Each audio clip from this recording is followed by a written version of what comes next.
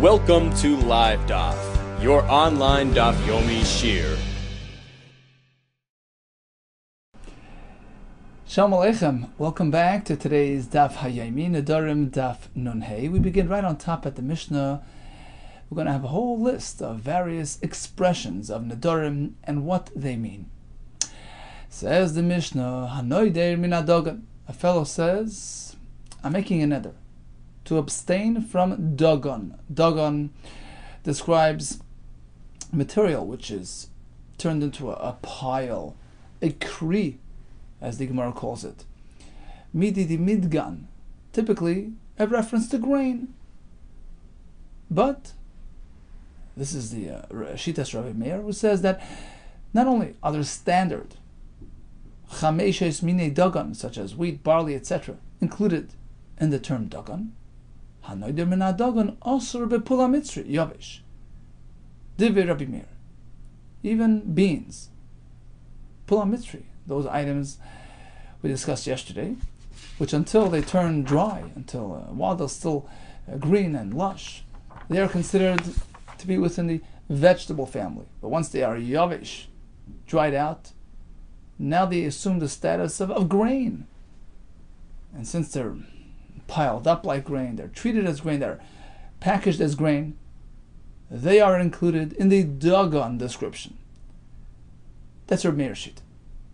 Chachamim disagree. When you say dagan, it is very specific to the 5 types of grain. That's all. Beans, lentils, kitnis, not included in dagan. The Ritva explains, Chachamim follow Lashon Torah. In the Torah, dagancha refers to the 5 main grains, and therefore they exclude kitnis, exclude pula mitzri. Rabbi Meir follows Lashon Bnei Adam, who may refer to pul or kitnis, using the term dagan. Rabbi Meir Omer, hanoider min ha-tevua. What if he says a neder from tevua? In this case, even I agree. All agree. It is specific to the 5 main grain types. But back to dagan, that's more inclusive. It includes even lentils and beans. But of course, of course, dagan will not include fruits and vegetables. So bottom line is, tvua is specific to the 5 mine dagan, wheat, barley, spelt, rye, and oat, whereas dagan, although according to Chachamim, is limited to those 5 main grain types, Rabbi Meir will include kitnis, beans, lentils as well. Really? Lememra de dagan kol mini de kol de midgan mashma? Do you mean that according to Rabbi Meir, the term dagan can be a reference to all materials which are piled up and treated as grain? Masav Rav Yosef, I have a kasha from a pasuk in Divrei Hayamim. Klal Yisrael, during Chizkiya's reign, were lax in the observance of Trumos and Masros. And then he was Mesaken, he made a chizuk that they should keep these halachas. And it became very commonplace and prevalent, and it even exceeded the previously accepted standards, meaning they extended the chiyuv of Truma Maser to items on which in the past they haven't taken off Trumas and Maasros. Ukefreitz hadavar became prevalent. It spread. It increased. Hirbu bnei Yisrael reishis dagan, grain, tirosh, wine, v'yitzar, oil, v'chol tvus sada l'roiv. Okay, so we have a mention of dagan. Then we have v'chol tvus sada. According to Chachamim, the pasuk is readily understood as follows: dagan are the 5 main grain types. V'chol tvus sada extends it past, into the lentil field. But according to Rabbi Meir, v'hi amras dagan, who says that dagan is called the midgan mashma, anything related to dagan, even beans and lentils, So everything is included in the Lashon Dagan. Mike Freutz Hadavar Hirbu. What items is the pasuk alluding to when it says Kefreutz Hadavar Hirbu? They exceeded, they increased, they were marbe. It's all inclusive. We have the grains, we have lentils. The Gemara figures fruits and vegetables. Well, why would they apply Truma Masra to that? There's no Chiyav Min HaTorah, and it's not related to the three main items which are Chiyav of Truma Masra Min HaTorah, such as Dagan, Tirosh, V'Yitzor. So basically we're stuck. If Dagan includes grains of all types, including beans and lentils, what's missing? What was added? Amar Abaye, very simple. La Suye Peros Ilan V'Yark. Yes, they added even fruits and vegetables. They were masaking to broaden the definition of what's considered tevel, what requires removal of trumas or masros, even fruits and vegetables. And this served perhaps to reinforce their observance and their commitment to the concept of trumas or masros. Rameo Imer, Hanoidim Tvua. Well, Tvua is strictly Chameshes Minei Dagan. This is Rameir speaking. What about the Chachamim? Do they agree? Yes. Amar Rabbi Yechanan, HaKoil Moedim. This is universal.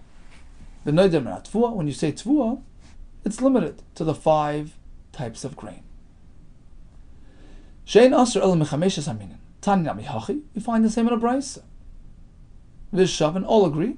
But Noidim Tvua, when you say Tvua, what is it? Shein Asr El Mehi Haminin. Pshita, of course. Why would I think otherwise? Tvua are the grains. Ma'od Tema, perhaps. There is room to think that when you say Tvua, Kol Mili Mashma, it includes all types of produce. Why? Why would I think Tvua includes everything? Says the Ran, halfway down the Amid here, Ma'od Tema, Tvua Kol Mili Mashma, Midim Mitargemina. Because if we take a look at the Targum Unklos and Bereshis Mem Zayin Chavdalad and elsewhere throughout the Torah, how does he translate Tvua? Al-lalta. What does al-lalta mean? Al, bring in. Income, revenue, produce. Val-lalta mashma kol mili. It includes all types of produce. Kidamrina lekaman. So perhaps when you say Tvua, which is translated al-lalta, it is a reference to all types of produce. Back to the Gemara. Pshita ma'odatema Tvua is perhaps kol mili mashma, not just chameshes minei dagan kamash malan delay. Mashma kol mili. Comes the Mishnah and tells us, based on Rabbi Yechanan explanation, Tvua is specific to the classic Tvua, the chameshes minei dagan. Mosav Rav Yosef. How can you say so? We had a pasuk of Kefreutz Hadavar Hirbu Bnei Yisrael, right? When they tried to increase their commitment to the concept of Truma Maser, they increased and they extended. And the pasuk continues, V'chol Tvuas Sad Umaser HaKoil Arayv. So what do we see here? Tvua is not limited to 5 minei dagan. It includes everything. Tvuas HaSad, everything growing out there. And you tell me Tvua is limited to 5 types of grain? Amar Rava, yeah. Tvua l'chud, when you say Tvua, it's limited. Tvuas Sad l'chud, but it's different than saying Tvuas Sada. That's a totally different expression. That's more all-inclusive and all-encompassing. There was a story involving Bar, the son of Mar Shmuel. Pakid, before his passing, he instructed as follows. He told his heirs to listen. They should give to Leisar Alfi Zuzi L'Rava 13,000 zuzim, or produce worth that much, to Rava. That was going to be his matana. And he added, where are you going to get these funds from? Min Alalta, from the Alalta, the Nahar Panya, which is at the edge of the Panya River. Use the alalta that you find here, the revenue, produce, assets, the income producing. Use that to provide for Rava's $13,000. Question: what is included in this term alalta? How far-reaching is it? Sholcha Rabba. So Rabba, who was the intended recipient of this gift, sent a petition, a shaila, l'kamei, to the Rav Yosef. Alalta heichi mikraya. What exactly is included in this term alalta? Amar Rav Yosef, mas nisei. Well, we have a brisa. It is a very limited term. Mas nisei. V'shaver b'noidim natvua, shein asr, el machamishes haminin. When you say tvua, it's only the 5 minin. And Rav Yosef is figuring like this. Since, what is the translation of tvua alalta? Apparently, tvua and alalta are interchangeable. And just as when you say tvua, it's limited to the chameshes haminin, same with alalta. And therefore, Rav is only entitled to draw from chameshes haminim towards his 13,000 zuz gift, but he can't access other assets. Normally, Abai responds to Rav Yosef, Midami, how do you compare the two things? Tvua is not alalta. Tvua le mashma, elach chameshes haminim. True. The word tvua alludes to the 5 minin, but alalta, although it's meant to be a translation of the word tvua, but it includes more. Alalta kol mili mashma, all income, all revenue, all assets, all produce. So he disagreed with Rabbi Yosef. What happened? So this went on, in Rav Yosef's place. Abaye was a Talmud, and they had this discussion. So ultimately, Rav Yosef's response, which was that tvua is only the 5 minim, was sent back to Rav Hadru, l'kamed Rava. They replied to Rava with Rav Yosef's response. Tvua is very limiting, only the chameshes haminim. Rava disagreed very strongly.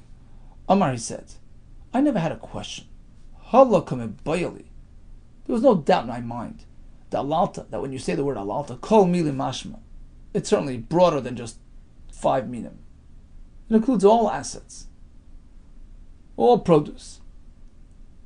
That wasn't my question to Rav Yosef. That was clear to me. And therefore I deserve to access all types of produce. Hadahu de Baili. My question was simply as follows, pertaining to a certain detail. I knew that peiros, yirakos, tvuo, kitnis, all these are considered alalta. Produce, in a very broad sense, falls under the umbrella of alalta. My question was, what about income-producing properties? Is that called alalta or not? Hada hudi boili, schar batim. What about rent? Rental income coming from properties. Uschar sfines. Rental income coming from leased ships. Mai. How would you consider that income? Miyar minan, shall we say, given the pachsan, since these items eventually go down in value, they're worn and torn. They're used, they're damaged by the tenants, etc. So there's expense involved, and therefore lav alaltahi, the income produced isn't clean revenue, isn't like produce coming out of the ground, and not included in that term of alalta, and therefore I can't access that money towards my 13,000 gift. Or shall we say, it is alalta, kiva and the since in the short term you don't discern any losses. It takes a while for the wear and tear to be visible and noticeable. So in the short term, all you have is clean income. Alalta, it's considered revenue, it's considered alalta, and can be applied towards my 13,000 zuz gift. That was my question. Amru Rabbanan kamed Rav Yosef. So Rabbanan responded back to Rav Yosef. They relayed, Rava's response. I never had that in mind. That was so simple to me. It was just this specific question that I wanted to ask. Rav Yosef, upon hearing this, was somewhat offended. Omar, he says, well, if he didn't really need to ask us, why did he even send us the question in the first place? He should have explained himself. And furthermore, this type of response, well, this is so clear to me, I never had a question. Rav Yosef, from his perspective, seemed to detect a trace of arrogance. And therefore, Ikpid Rav Yosef was upset. Shama Rava, upon hearing that Rav Yosef had a kpeda, came running. V'asal kamei, and he came to him, b'malei yomi de kippur, on Erev Yom Kippur, to try to appease him and obtain forgiveness. Rava notices Rav Yosef's waiter, his servant, he was diluting for him, he was preparing for him his drink of wine, which was typically diluted. 1 pot of wine into another 2 parts of water. Otherwise, their wine, which was very concentrated, couldn't be drunk straight away. So he was being moizik for Rav Yosef. Rav Yosef was, of course, blind and was sitting there waiting to be served by the shamas. Amalei, Rava turns to the shamas. Please, could I have the opportunity to serve Rav Yosef? Havli, could you please pass me the material? The amziglei, I will dilute it and prepare it for him. No. So what happened? Yovli, so the shamas complied, he gave it to him. Rava prepared the glass of wine. Rava had a special recipe. Instead of 1 part wine mixed with 2 parts water, he would dilute it even further. It was 25% wine. Kikoshasi, when Rav Yosef took a drink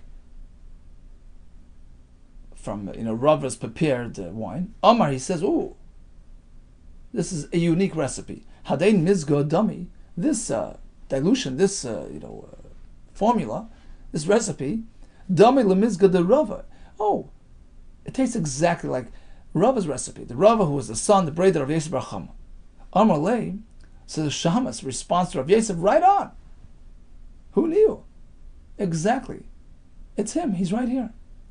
Amar lei, so Rav Yosef took the opportunity to teach him a lesson, to avoid any gava, to be a shval ruach by Yosef, to be exceedingly humble. And he says to him like this: Amalei, you can't sit down on your feet. You can't sit down. Ada de amrsli perusha da dein milsa. You have to stand until you will provide for me the proper pasuk, the proper explanation for the following pasuk. A pasuk which seems to be just listing names of places where Klal Yisrael went to, and Rashi and Chumash brings this. We don't necessarily find that they traveled through all these areas, so there is a deeper meaning behind this pasuk. What does the pasuk mean when it says Umi midbar matana, Umi matana nachliel, Umi nachliel bamis? They travel from one place to the next.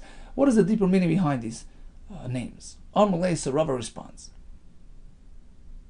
The pasuk here is teaching us a profound lesson in our attitude towards learning and teaching Torah. Our attitude when we assume positions of leadership, to remain humble, to remain an anav. Amalei, so Rava responds like this. Umi midbar matana means like this. Kivan sha'isa adam es atzma kemidbar.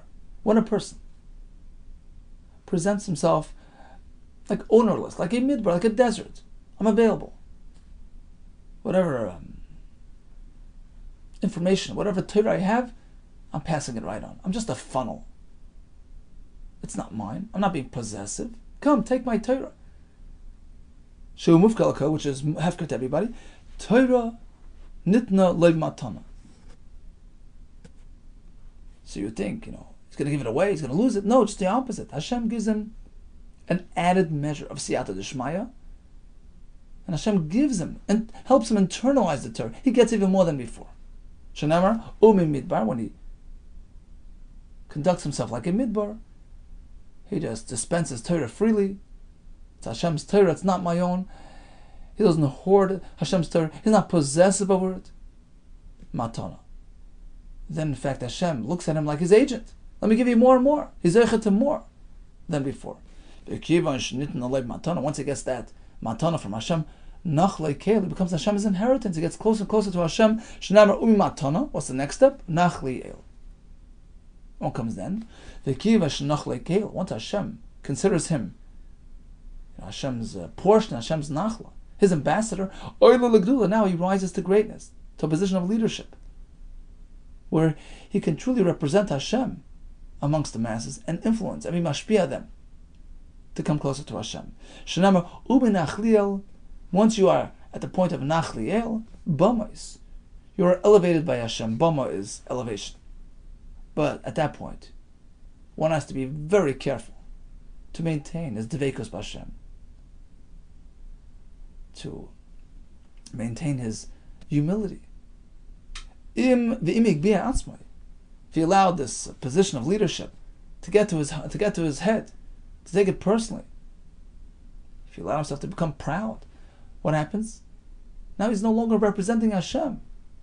It's all about himself, and therefore Hashem brings him back down. From the great heights, Haggai, down to the canyon. Not only that, he's put into the ground. That's the next part of the pasuk, like a mashkef, like the parts of the door, including the threshold. It's implanted into the ground. He's even lower, placed at a lower place than before. But if at that point he realizes that he erred in his ways, and he does teshuvah, HaKadosh Baruch Hu magbiyah, Hashem will re-elevate him, and he will regain that position of stature. Shenamar kol gei yinase, even something way down, yinase will be elevated. So this was what Rabbi Yosef had in mind. He wanted to bring out this point. There was a trace of haughtiness. You can always do tshuva. There's a bright future ahead. Tanya, we learned in a brayso. Back to Nedarim. A fellow makes a neder on grain. What's included? This is Rameir speaking. Asur afa pulam mitzri, even these beans. So provided they're yavesh, they're dry, mutar balach, but if they're still fresh and moist, they constitute vegetable and not grain. What else is not included in dagan, even according to Rameir? Remember, dagan means davar de midgan, which is treated like grain. It's piled up and produced that way. Rice is not done that way. Umutar ba'iris, bechilka, that's a kernel which will split into two. You don't pile that up. That's not. It's no longer considered a dagan, betargis, or a kernel split into 3 parts, or betisni into 4 parts. Hanoidim in Peres Hashana makes an neder to abstain from all produce of this year. That includes anything that grows off the ground, and even mushrooms. Also, b'chol Peres Hashana, anything from this year's crop, but only tzomeach, not chay, like an animal. Umutar b'gedoyim, goats are okay, but loim, lambs, which are not considered peros. Or b'cholav, milk, or beitzim, eggs, or gazolis, birds. Or if he says, I'm making a neder against things which grew, which developed during this year, that's more inclusive. Also bekulan, that includes even the animals and the non-land-related products. Hanoider peros haaretz. This fellow is very specific.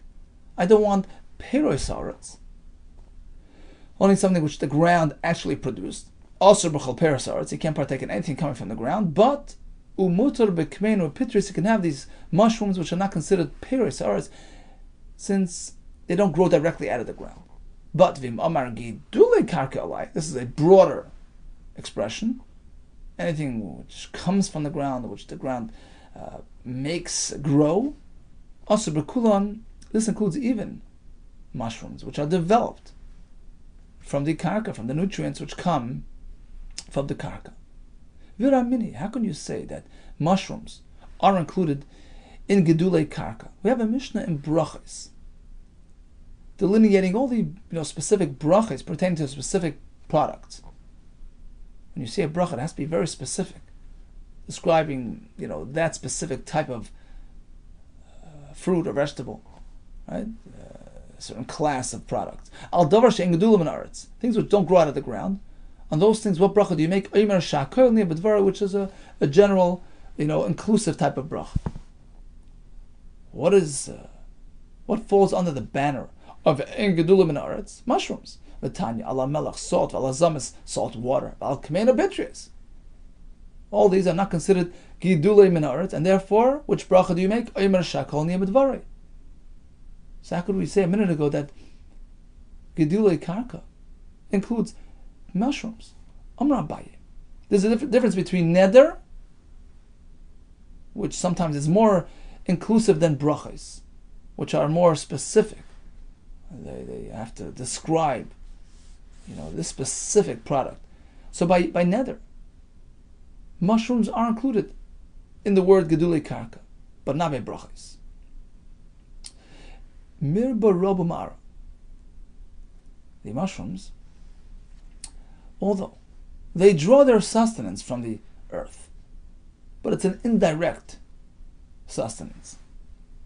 Menak, the actual development, where does that come from? They develop from the air. Mi'avira yanki, v'lo mi'ara. So perhaps one of the sources of nutrients derives from the karka, but actually they live off the air, off the moisture and nutrients which is floating around the air. So when it comes to brachos, you cannot make a priha adama on a mushroom. Priha adama means it's visibly coming out of the ground, as opposed to mushrooms which don't directly relate to the ground, only in a roundabout way. But when it comes to Nedarim, there it's about, colloquialism. It's about the way people speak. So when you say Giduli Karka Alai, it includes even mushrooms, which ultimately do draw sustenance from the earth. One more kasha. Vaktani, but the Mishnah that we just learned tells us Al Davar She'en Gidul Ben Aretz, on anything which does not develop from the earth, we make shackle, and on that list we have the Kumena Pitria. So apparently it is not considered even Gedulim in Aretz. And here you tell me that when a person says Geduli Karka includes, the nether on the mushrooms, tonight let's switch around the Lashon, let's modify it, Al Davar She'en Yoinek Ben Aretz. Big difference. Mushrooms are Gedulim in Aretz. They do develop somewhat from the Aretz. It is a sort of a cause for their development, but it is not Yoinek Ben Aretz. Yoinek means it draws. A direct drawing of sustenance doesn't come from the Aretz. So again, when it comes to brachas, you can't make a Bayer Priya Adama on Kimena Pitrius, since you don't see them growing out of the ground. It's not a Priya Aretz. But Gidulim Min HaAretz, Gidulim Min HaKarka, if you use that lashon by nether, it includes even mushrooms, which do draw some sustenance, albeit indirectly, from the Aretz. Continues the Mishnah. Hanoidim Min HaKsus, a fellow makes a nether to abstain from clothing. Mutar b'sak, he can wear sack cloth. Ran says, Lo mikri ksus, that's not your typical baguette. It's not called ksus. Although it provides coverage, it's not your typical garment and not included in a nether from ksus. Ubiyuriya, b'chamila, different types of non-typical thick material coverages, they're not included in ksus. Omar, let's say he says, Koinem tsemer oilalai, I'm prohibiting by way of nether that wool come upon me. Does he mean actual wool shearings? Or is it limited to wool clothing? Tanakama maintains the latter. Mutalis kashis, because it's summer, he can take shears of wool and cover himself. He meant clothing, not pieces of wool. Let's say he says, Pishtan oilalai, no pishtan, no flax on me. Once again, mutar liskasis, when he said pishtan, he can use bundles of flax and cover himself, as long as it's not flax material. So it's all about clothing and nothing else. Rabbi Yehuda Omer, you know what? I have one thing to add. It's all contextual. Hakoil l'fi hanoida. It's all about circumstance. It's not just always clothing. Sometimes, by the way, sometimes it can mean something else. Carrying, lugging around a package of wool or flax. Maybe. All depends on the context. Ton, let's say he's carrying a load of wool, shearings, or flax. He's sweating profusely. There's a bad odor. Amar, he says, I don't want to have this stuff on me anymore. He meant to carry these things. Mutalis kasis. In this case, he can wear a wool jacket. He can wear a linen shirt. He didn't mean that. He meant, I'm not carrying the stuff anymore. But carrying would be asr. Tanakama disagrees. He says it's always about clothing. And that's it. Tanya, we have a Bryce. Anoider ben Aksus. He has a neder against wearing clothing. Mutar b'sak, b'riya b'chamila, can wear these off-brand materials which aren't necessarily considered garments. V'asur, but he's asur in all real garments and even accessories like bepunda, a money belt, or piskia, a wide belt, or beskortia, a leather apron of some sort, or bekatavlia, a thicker leather cover, uva some sort of slippers, upilinya,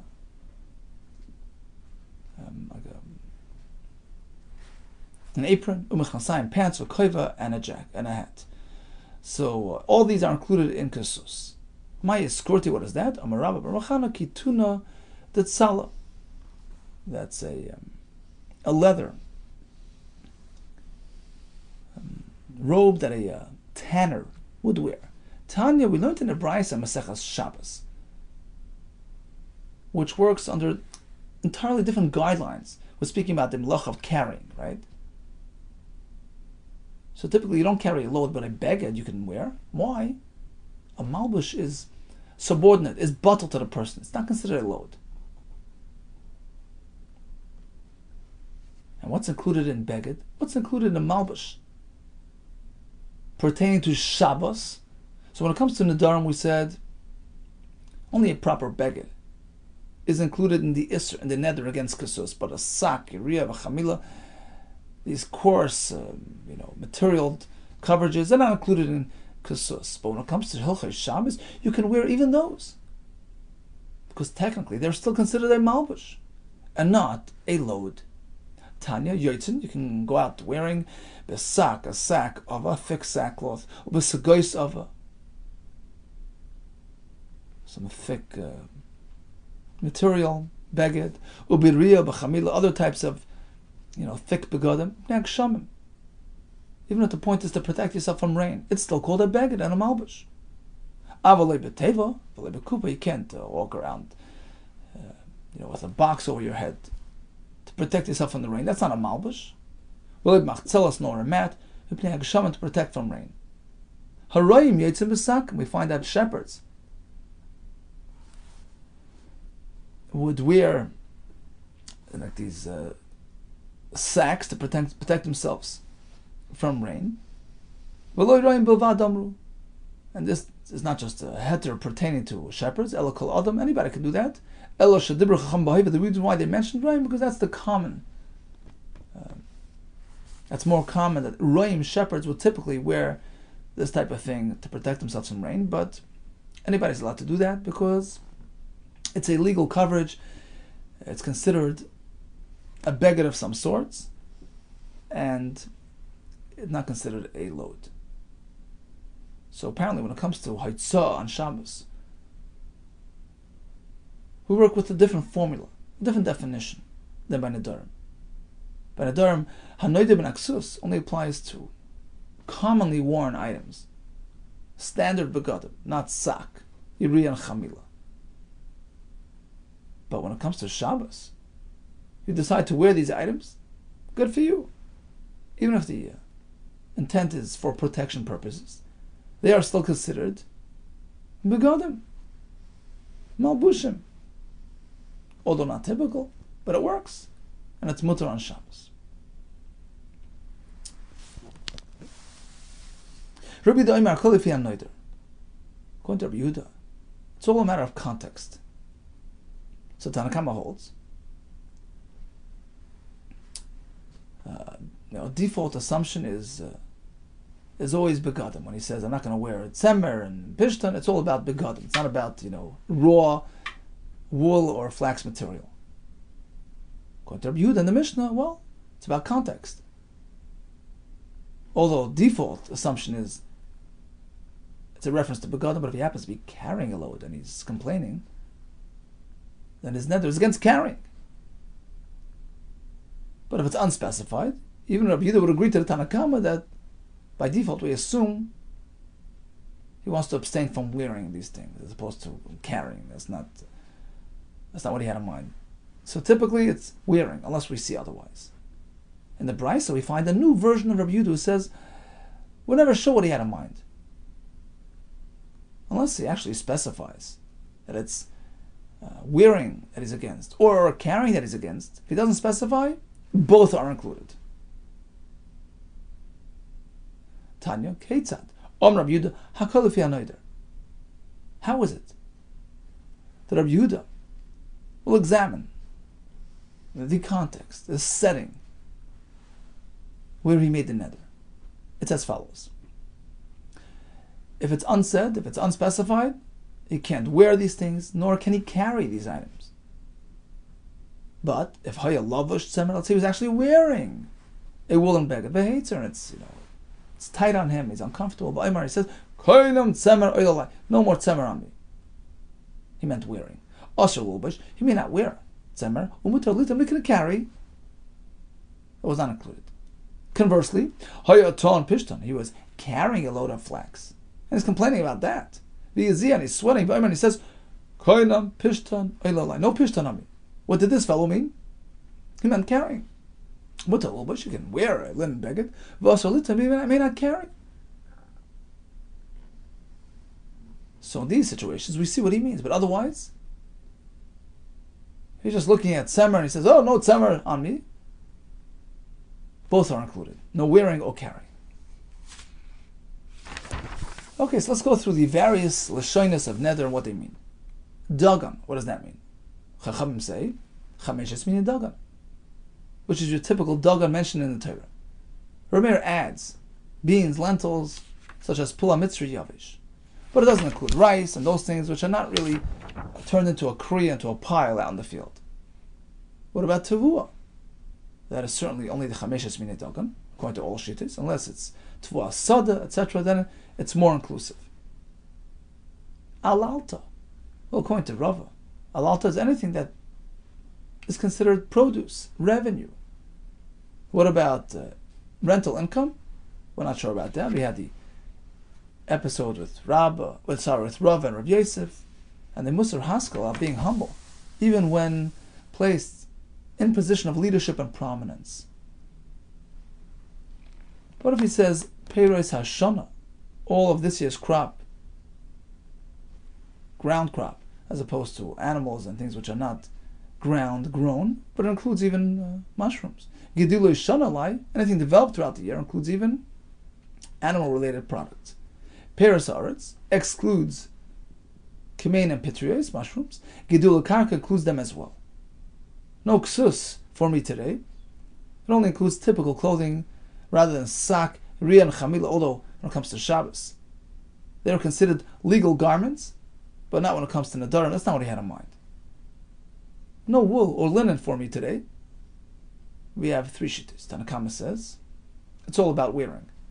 Rabbi Yehuda says, well, that's true.